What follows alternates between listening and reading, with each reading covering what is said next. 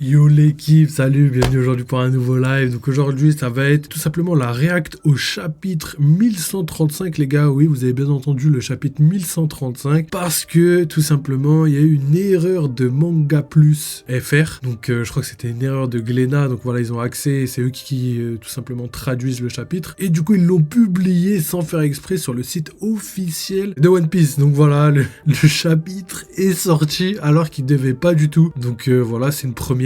Sur Twitter, ça a fait rire beaucoup de personnes. Il y a beaucoup de fans de One Piece qui remercient la France en ce moment pour avoir ce magnifique chapitre de manière officielle et tout simplement en avance. Donc voilà les gars, je suis assez content, mais c'est les aléas un petit peu de ce qui peut se passer. Donc voilà, petit accident qui nous régale ce soir. Donc voilà, pas de spoil complet, on passe directement à l'analyse du chapitre. Ça va être assez cool, je le pense. Je suis sincèrement content. Donc voilà les gars, ça, comme d'habitude, il y aura la petite auto-promo comme d'habitude les gars, vous connaissez. Donc n'hésitez pas à rejoindre la team. Pour la team YouTube, il y a le petit like, petit follow, petit commentaire pour nous aider au référencement, l'algorithme. Vous connaissez les gars, à force de répéter, je pense que ça doit commencer à bien rentrer. Mais voilà, c'est pour tous les nouveaux et tout, pour tous ceux qui passent voilà en vif sur la chaîne. N'hésitez pas les gars vraiment parce que ça nous aide beaucoup et ça permet de développer la chaîne. D'ailleurs voilà, on commence à avancer de mieux en mieux, je suis assez content. Et voilà, je vous propose tout le temps du contenu vraiment de première qualité, de première fraîcheur. Et en plus de ça, voilà, que ce soit pour les spoils ou même pour les chapitres, vous avez accès à tout ça directement sur le Discord. Vraiment, je vous poste les trucs le plus rapidement possible. Et aujourd'hui, c'était vraiment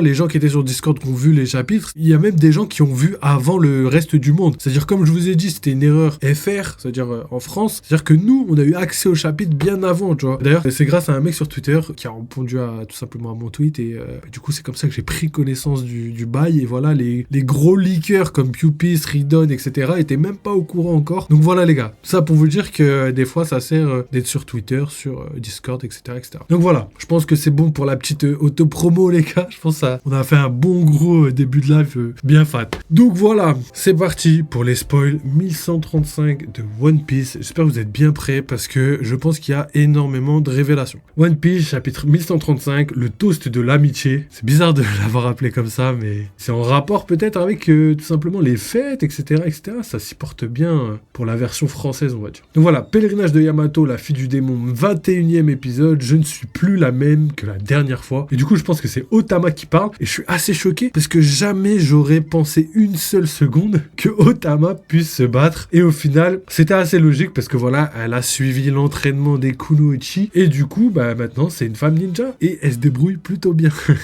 Je suis assez choqué. Donc voilà, on avance un petit peu dans tout ça. On voit qu'Oldem a survécu, potentiellement d'autres personnes de l'équipage de Kaido a survécu et est présent tout simplement sur l'île. On va voir ça en détail. 21e épisode, on est à plus de la moitié. Je sais pas quand ça va se finir, mais on doit être très proche de la fin. Où va nous mener cette mini-aventure, on sait pas, mais ça va arriver, je pense. On continue les gars. Première page, donc voilà, on a l'impression que Bonnie est là et qu'elle est en train de lire un livre gigantesque où justement, potentiellement que c'est une langue antique, potentiellement c'est des poneglyphes. Même si ça y ressemble pas forcément, ça a l'air tout simplement d'être une langue différente des poneglyphes tout simplement. Donc voilà, Bonnie qui dit ils sont énormes ces caractères et Chopper répond je n'arrive pas à les déchiffrer. Du coup, Saul nous explique un petit peu comment marche la bibliothèque et il dit Biblo est le maître de cette bibliothèque. Il paraît qu'il est là depuis des siècles. Tout ce que je sais sur ce hibou, c'est qu'il confère une taille gigantesque à tous les livres qui pénètrent son territoire. Biblo, directeur de la bibliothèque du hibou. Du coup, l'animal rencontré au chapitre précédent semblait être un hibou et non une chouette. Nous rectifions le nom de la bibliothèque. Ok, donc voilà, petite correction par rapport au chapitre précédent. C'est assez marrant parce que là, on a vraiment accès au chapitre officiel. D'habitude, les gars, on regarde celui de Manga Moins. Donc voilà, c'est un bon chapitre, mais c'est pas le chapitre officiel. Et là, on a vraiment le chapitre officiel. Donc voilà, profitons un petit peu de tout ça. C'est assez intéressant. Ok, page suivante. Même si en tant que pays non affilié au gouvernement, Elbaf ne reçoit pas la visite des Martin Facteurs, il est possible de lire ici les petits journaux que les pêcheurs récupèrent en mer. C'est sûrement un hibou éducateur qui a mangé le fruit de la formation. Il peut rendre énorme tout ce qui est inorganique, drôlement pratique dans le pays peuplé de géants. Donc voilà, on sait qu'il a plusieurs siècles. Donc c'est assez intéressant parce que il doit avoir une conscience et même s'il parle pas, il doit faire ça pour une raison précise. Donc voilà, est-ce que c'était peut-être un collègue de Joy Boy? C'est pas impossible, même si je doute qu'il ait 800 ans. Mais quand on voit par exemple que Zunesha est capable de dialoguer avec Joy Boy, pareil pour Emmett, je pense que le hibou pourrait faire la même chose et tout simplement rester ici à protéger les livres, à les rendre grands pour pouvoir transmettre le savoir voire d'un lointain passé. En tout cas, c'est ce que je pense, on verra pour la suite, mais je trouve ça cohérent. Ça te rappelle des souvenirs? Donc ça, c'est Saul qui dit ça, et Robin répond, et comment? Il y a des livres de médecine? Donc voilà, petite question de Chopper, et Robin répond, oui, mais cette bibliothèque contient surtout des ouvrages d'archéologie et d'histoire. Si ça t'intéresse, on a des livres de médecine issus de notre collection d'origine. Et du coup, Chopper répond, oh, je veux les lire. Mais ils ont toujours été immenses, il est impossible de les rapetisser. Donc voilà, assez intéressant parce que ça montre tout simplement que la médecine vienne tout simplement du pays d'Elbaf. Donc ça doit être tout simplement des choses que le reste du monde ne doit pas forcément avoir. C'est peut-être pour ça que les livres sont de taille gigantesque. Ça permettrait à Chopper d'avoir un power-up parce que ça expliquerait pourquoi Chopper, en tout simplement apprenant de la médecine du monde entier, n'aurait pas eu accès à ces livres parce que c'est des livres qui sont présents qu'à Elbaf. Donc voilà, ses connaissances sont présentes qu'à Elbaf. C'est pour ça qu'il les connaît toujours pas. On continue. Voilà, tout ça pour rendre toutes les choses cohérentes. Donc on voit que Oda a le souci du détail et voilà, on peut que le féliciter pour ça. Donc là, voilà, superbe case où on voit Usopp et Luffy se balancer sur la balançoire avec deux enfants géants et on voit que les enfants géants sont complètement terrorisés. Continuez, balancez-vous encore plus. Donc ça, c'est assez marrant parce que Luffy prend du plaisir alors que les enfants sont vraiment en PLS. Qu'est-ce qu'on s'amuse? J'adore les balançoires géantes. Et du coup, Luffy qui dit dévolé. Donc voilà, désolé en mode après que Nami lui ait fracassé le crâne. Vous avez pas vu qu'ils étaient terrifiés? J'ai bien essayé de l'arrêter, mais ouais, c'est un menteur. Il a vraiment pris du plaisir, il s'en foutait complètement de savoir s'ils étaient effrayés ou pas. Ok, page suivante. Donc voilà, on voit Gerd qui vient tout simplement réconforter les enfants. Et les enfants qui disent, on a eu tellement peur, Madame Gerd. Mes pauvres petits, répond-elle. Vous n'avez pas honte? Arrêtez de chialer, vous êtes des guerriers. Ne dis pas ça, Luffy. Ces enfants sont purs et gentils. Ils ont été éduqués comme ça. Donc Luffy, voilà. Lui, il veut que tout le monde soit vraiment vénère. Donc voilà, c'est assez intéressant, je suis assez content. Donc Sanji qui est surpris du regard des gosses. Ces sales gosses sont les mêmes partout dans le monde. Du coup, les gosses, voilà, qui profitent de la naïveté des femmes, on va dire ça comme ça, étant donné que, voilà, je vais peut-être pas commenter plus cette partie-là. On continue. Luffy qui dit, ça me rend triste tout ça. Et Usopp qui dit, oui, je te comprends, on peut pas reprocher aux gens d'Elbaf d'aspirer à la paix. Je t'ai trouvé, Luffy au chapeau de paille. Du coup, il y a un mec qui arrive, on sait pas c'est qui. C'était quoi ça? Je croyais que la paix régnait dans ce pays. Et du coup, le gamin arrive et il dit, tu n'aurais pas dû baisser ta garde. Le gamin essaye de taper Luffy avec une épée géante en bois. Et Luffy, grâce à son bras rempli de haki, je suppose, il arrive tout simplement à casser l'épée. Et du coup, il saute. Le gamin est surpris. Et le gamin, évidemment, c'est Colon. On l'a déjà vu dans les précédents chapitres. Gear Third. Et il remplit son poing et essaye d'attaquer Colon. Et là, on voit que Colon esquive. Et Luffy dit Elephanto Gun. Et voilà, superbe case, superbe planche. Franchement, on adore. Et Usopp qui dit, espèce de crétin, il faut pas y aller si fort. C'est bon, j'ai pas fait exprès de le rater. N'empêche. Et du coup, il y a quelqu'un qui dit, un incident. Et du coup, Luffy, il est là, il dit, enfin quelqu'un qui en a dans le ventre. Et du coup, tous les enfants disent, tu nous fais peur, Luffy, on déteste la violence. Et du coup, Colon, lui, par contre, dit, trop cool, tu mérites bien ton titre d'empereur. Toi aussi, on te déteste, Colon. 20 ans, espèce de brute. Tu viens même pas à l'école. La ferme, bande de chiffres molles. Moi non plus, je peux pas vous piffrer. C'est un vrai sauvage. Donc voilà, ça, c'est les enfants qui disent ça. Le pauvre. Et du coup, là, on a Ripley qui arrive et qui dit Colon, tu sèmes encore la pagaille. Ceci dit, c'était un bel assaut. Donc voilà, elle est vénère, mais en même temps, elle valide un peu. C'est assez sympa. Ok. Voilà de quoi te régaler, maman. De la part de Mato. Hein, tu es sa mère? Ma petite Ripley. Mais tu ne l'as pas du tout éduqué comme les enfants de l'école. Demande-lui au moins de s'excuser pour son attaque surprise. Donc voilà, c'est Sanji qui dit ça, c'est assez marrant. Vous savez que mon père est un humain. C'est un ancien pirate qui n'a rien à envier aux guerriers d'Elbaf. Des érelles rouges, je suis trop content, donc ça doit être un repas spécial d'Elbaf, je sais pas encore. Ton père est un humain. Donc Sanji... qui est choqué d'apprendre ça. Je pense qu'il est choqué mais aussi content. Ça, il se dit, ah, peut-être une petite géante, ça pourrait être sympathique, tu vois, en connaissant Sanji. Et du coup, c'est assez marrant parce que voilà, c'est ce qu'on disait par rapport aux géants, aux races, etc., etc. On peut supposer que le pirate en question est tout simplement un pirate très, très connu. Et vous allez voir, je vais vous expliquer un petit peu tout en détail pour que vous compreniez un petit peu l'âge de la personne, etc., etc. Là, on a beaucoup d'infos et je vous l'ai dit juste après. Donc voilà, justement, Ripley qui dit oui, il est plus jeune que moi et comme ça le contrarie d'être le seul à vieillir, il refuse de m'épouser. Du coup, on est juste concubinage et il dit d'où il sort ce type. Donc voilà, là on a tout simplement la compréhension, pas la compréhension, mais on a tout simplement la révélation sur le fait que elle est amoureuse de quelqu'un, elle est en concubinage avec quelqu'un qui est plus jeune qu'elle. Et elle fait partie de la dernière lignée des géants. Ça veut dire qu'elle est venue après tout simplement les géants type Dori et Broggy. Dori et Broggy, il faut savoir qu'ils ont à peu près 150 ans. Et tout simplement, la dernière génération de guerriers géants, je pense qu'ils parlent tout simplement de Oimo, Kaishi et aussi de... même je dirais encore plus jeune, je dirais plutôt la génération de Loki, la génération de Ajrudin. Je pense que c'est la dernière génération de géants combattants comme Gerd, etc., etc. Et eux, je pense qu'ils ont facilement, je dirais plus entre 50 et une centaine d'années. Et du coup, on peut supposer que la personne qui est plus jeune qu'elle pourrait faire partie de cette tranche de l'histoire. Donc dans les 50-100 dernières années. Et on sait que dans les 50-100 dernières années, il y a la génération de Garp et la génération de Roger, la génération de Garp, la génération de Xebec. Garp a à peu près, si je me trompe pas, 78 ans. Du coup, ça montre un petit peu que ça correspond parfaitement à, entre guillemets, l'âge de Ripley, parce que peut-être que cette personne pourrait faire partie de l'équipage de Roger ou autre. On sait pas, mais j'ai l'impression que ça a plus un rapport avec Roger. Ça pourrait être Scooper Gaban. Il y a beaucoup de personnes qui théorisent là-dessus, Lobo Casa, etc., etc.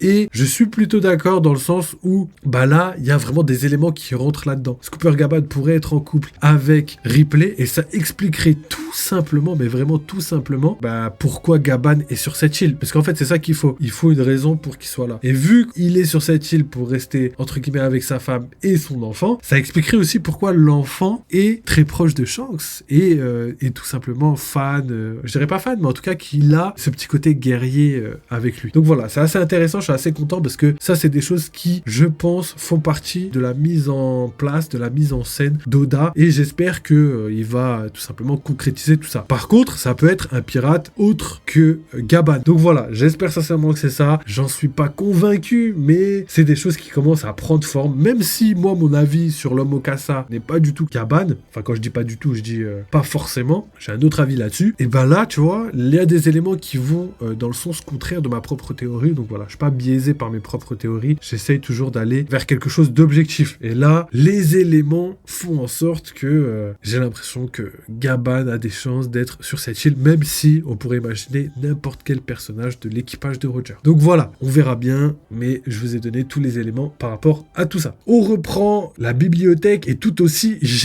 Donc voilà, ça c'est Luffy qui dit ça. Ils sont vraiment énormes, ces bouquins. Et du coup, Robin est surprise de voir Luffy. Elle dit, Luffy, j'aimerais discuter encore un peu avec Saul. Comment c'est la fête sans moi? Et du coup, Saul, qui a son rire magnifique, dit, ne vous inquiétez pas. Quand ces gars-là se mettent à boire, ça dure 3 jours et 3 nuits. Moi aussi, je reste ici. Du coup, là, c'est Chopper qui dit ça. Ok, on fait comme ça.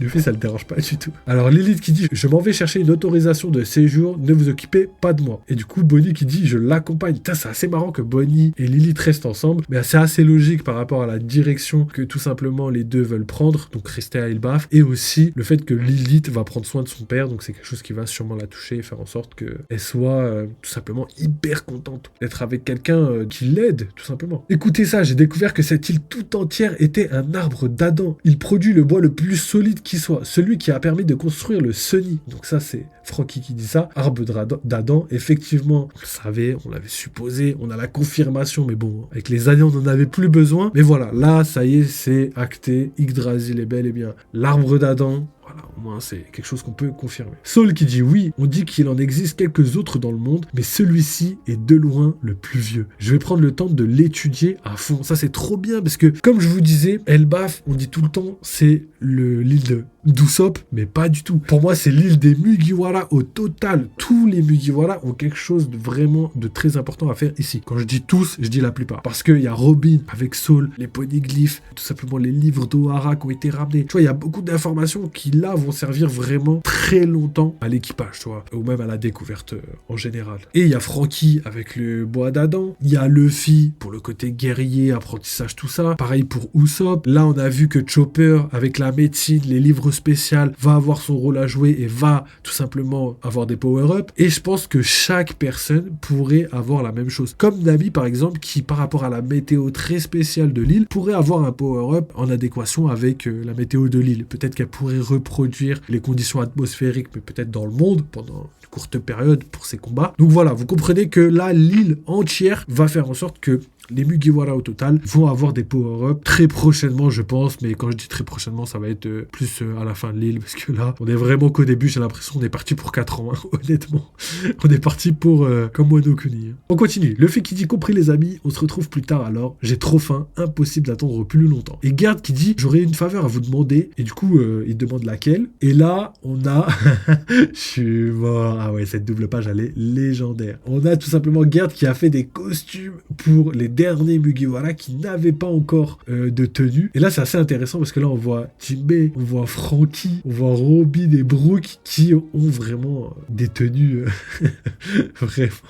Moi, je les trouve super. Après, elles sont marrantes. Là, Jinbei, il a vraiment une dégaine, je le reconnais même pas. Ok, on continue, on lit. Merci, je ressemble à un guerrier comme ça. Du coup, ça, c'est Brook qui dit ça. Bien sûr que oui, Brook. Moi aussi, non. En tout cas, je me sens plus fort. Dis-nous, Garde, pourquoi tu avais des habits à notre taille? Et du coup, Garde répond, j'adore fabriquer des vêtements pour les humains. C'est vous dire à quel point vous me fascinez. Du coup, Garde qui dit, ils sont trop choux. Ou traduit, ça veut dire, ils sont trop kawaiinés. Et elle dit, heureuse que ça vous plaise. Ensuite, Luffy qui dit, sur ce, rendez-vous au village. Et du coup, ils prennent tout simplement le Sval pour se diriger vers le village, là où ils pourront faire la fête. On vous rejoint plus tard. Donc ça, c'est l'équipe de Robin qui dit ça. Ensuite, là, c'est une page assez intéressante parce que près du village de l'Ouest, château d'Olst. Mince, des nabots d'humains, on a manqué à notre devoir de gardien en les laissant entrer. Si vous êtes dans ce pays, c'est que vous devez appartenir à l'équipage du chapeau de paille. Donc ça, c'est assez intéressant parce que ça, c'est exactement ce que je vous ai dit, les gars. Là, je pense que toutes les actions qui vont mener va faire en sorte que l'équipage des chapeaux de paille vont être mal vus par l'ensemble des géants. Comme je vous ai dit, Luffy va sûrement libérer Loki et eux vont sûrement faire suffisamment de conneries pour que on puisse accuser les Mugiwara. Surtout que voilà, les gens savent maintenant à Elbaf que les Mugiwara sont là. S'il y a des humains, ça doit forcément appartenir à l'équipage des Mugiwara. Bon, après vous connaissez, ça va durer un temps, mais ça va pas durer tout simplement tout le temps. Nous cherchons à dénommer Loki. Donc ça c'est assez intéressant parce que voilà, comme je vous l'ai dit dans la précédente vidéo, s'il cherche Loki, c'est que la personne qui est avec cette dame-là, ça peut pas être Shanks. Parce que Shanks connaît l'emplacement parfait de Loki. Il est déjà venu lui rendre visite. Et on sait que Shanks, depuis les 6 dernières années, tout simplement, Loki n'a pas changé de place, n'a pas bougé. Parce que même les hommes de Loki ont dit tout simplement, ça me rappelle le fait que Luffy puisse endormir les animaux, ils ont dit, ça me rappelle tout simplement Shanks. Donc là, ça montre à quel point, ça y est, Shanks ne peut pas être cette personne. Et pour moi, c'est tellement logique, mais je peux comprendre qu'il y a plein de personnes qui auraient voulu que ce soit Shanks et il y a plein de personnes qui ont trouvé tout simplement des théories logiques, on va dire, des théories potentielles sur le fait que ça pouvait être Shanks mais qu'il était du côté du bien et qu'en fait tout ce qu'il voulait faire c'était des choses en adéquation avec qui il est et qui doit être, d'être tout simplement dans le côté du bien, et aussi le fait que tout simplement Shanks pourrait trahir le gouvernement mondial pour devenir le sauveur du monde avec Luffy, avec tout ça, etc., etc. Mais bon, pour moi c'était impossible cette théorie pour une raison simple, c'est qu'en fait Shanks il peut pas être cette personne parce que ça voudrait dire qu'il a cautionné des actes abjects qu'ont fait les chevaliers divins devant lui, et ça ressemble pas du tout à Shanks. Quand on voit Shanks dans le film Red par exemple, quand on voit Shanks sauver Luffy, quand on voit Shanks qui est un petit peu en admiration en face de Bartholoméo, parce que justement Bartholoméo est prêt à se suicider pour Luffy, on voit que c'est quelqu'un de tendre. C'est pas du tout quelqu'un qui aurait cautionné la mort d'innocents, et on sait que les chevaliers divins, ça doit être vraiment leur vie H24. Donc c'est pour ça que pour moi c'était impossible, mais voilà, je peux comprendre qu'on puisse y croire. Ok, on continue. Donc on voit un géant rire, du coup il dit, Loki, à quoi ça vous avancerait de rencontrer un criminel dans son genre? Cet homme a tué notre bien-aimé roi Harald, il est une calamité pour notre pays, de toute façon ce château est vide. Dans ce cas, où se trouve-t-il? Répondez-moi. Ça, on ne peut pas te le révéler, si jamais il venait à s'enfuir, vous refusez de me le dire, désolé, tu nous en demandes trop. Et du coup là, elle fait une technique bizarre, je sais pas, parce que là ils disent elle jette des projectiles. C'est vrai qu'on dirait qu'elle jette des projectiles. Mais peut-être elle donne des coups de poing tellement rapides qu'on ne voit pas aussi. C'est pas impossible. En tout cas, c'est assez subtil parce qu'on voit pas vraiment ce que c'est. Et du coup, là, ils sont choqués. Ils disent quoi? C'était quoi ce tour de passe-passe? Et du coup, là, ils ont rien senti. Et en fait, c'est un truc qui va être en 2 étapes. C'est-à-dire qu'ils l'ont pas senti au début et ils l'ont senti juste après. Et ça, je comprends pas parce que ça ressemble à une des techniques, mais je l'ai plus en tête. Je vais la retrouver, mais je l'ai plus en tête. Donc voilà. Le géant qui dit aïe, j'ai mal. La femme qui dit bande d'insolents, à quel moment dernièrement vous ai-je posé une question, je vous ai ordonné de me répondre. Et du coup, ils sont choqués, ils disent, mais qu'est-ce qui se passe? Ça ressemble un petit peu à l'attaque de Brook, c'est peut-être ça qui m'a fait penser à ça. Parce que Brook, il tranche, et les gens, ils disent, mais what, qu'est-ce qui s'est passé? Je comprends pas. Et Brook, en fait, il a tellement tranché rapidement et parfaitement que, en fait, ils se sont pas rendus compte qu'il l'a tranché. Et c'est que après qu'ils s'en rendent compte. Donc voilà, ça c'est assez intéressant parce que c'est quelque chose qui pourrait tout simplement être lié d'une certaine manière. Alors, village de l'Ouest, partie du lointain East Blue, nous voici enfin ici parmi vous, l'équipage du chapeau de paille. Depuis le temps qu'on rêvait du pays des géants, patrie des plus puissants guerriers au monde, je vous félicite d'être arrivé jusqu'ici, on vous attendait, vous avez compris notre sens de l'honneur et défendu notre fierté, nabo d'humain. Et ça c'est du coup Dori et Broggy qui dit ça. Vous avez libéré les 2 pigeons que nous sommes, donc ça c'est Oimo et Kashi. C'est vrai que eux, pendant 50 ans, ils ont bossé pour la marine, croyant que Dori et Broggy étaient capturés alors qu'ils étaient totalement libres. Vous m'avez sauvé la vie alors que je menaçais de sombrer dans l'oubli. Tout le monde est content et respecte les Mugiwara pour ce qu'ils ont accompli. Elbaf est heureux d'accueillir ses petits amis. Ils sont petits, mais n'allez surtout pas les sous-estimer. Luffy au chapeau de paille est un grand pirate à qui l'on a attribué le titre d'empereur. Il est l'auteur du grand incident du pays d'Iwa qui a conduit à la défaite du terrible Kaido et de la redoutable Big Mom. Portons un toast à notre amitié avec l'équipage au chapeau de paille. Santé. Du coup, magnifique double page. Là, on a enchaîné 3 doubles pages. C'est quand même ouf, hein. C'est pas quelque chose qu'on a tous les jours. Et je pense que dans l'anime, ça va vraiment être mis en avant. Et vous connaissez la musique, la montée en puissance, les frissons, vous connaissez les gars, vous connaissez.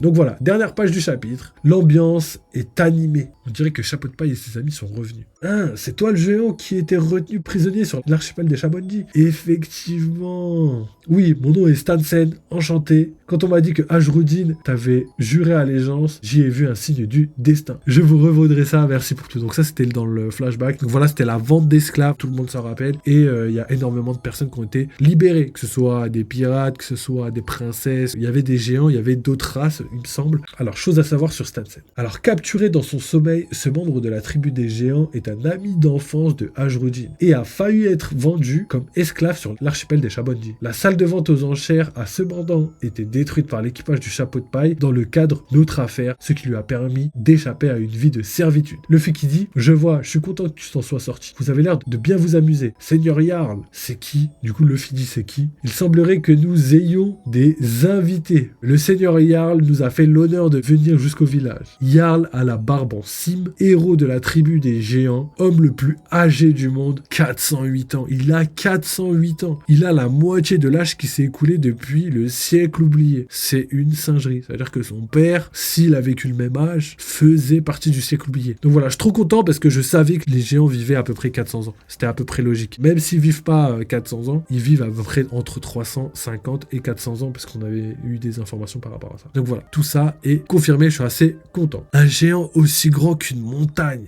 C'est vrai que du coup, on dirait qu'il s'arrête pas de grandir. Que là, le géant fait 2 fois la taille de Dory. C'est ouf. Ça veut dire que Dory fait à peu près entre 20 et 22 mètres. Ça veut dire que ce géant pourrait faire jusqu'à 40 mètres. 400 ans, 40 mètres. Ça, c'est marrant. Donc voilà, ça montre aussi que les tailles sont pas comme les humains où ils atteignent une taille adulte et tout. Peut-être que les géants sont complètement différents et qu'ils grandissent tout au long de leur vie. Et c'est pas impossible. Et du coup, le fait qu'il dit « Oh, t'as une épée dans le crâne. Tu veux parler de ça? Heureusement que j'avais mon casque. Ça m'a sauvé la vie. Mais la lame t'a transpercé. » Et du coup, peut-être que la lame l'a réellement transpercé, parce que je crois qu'il y a une histoire comme ça où justement il y a un mec qui a réussi à survivre avec une lame dans le cerveau et il fallait surtout pas la toucher ou la bouger parce que l'extraire pouvait conduire à sa mort, alors que en la laissant il pouvait continuer à vivre. Donc voilà, c'est assez intéressant parce que peut-être que Oda s'est inspiré de cette histoire pour simplement l'intégrer au manga. Donc voilà, dernier chapitre du manga, n'importe quoi, dernière page du chapitre. Donc voilà, on a fini avec tout simplement cette petite réact au chapitre,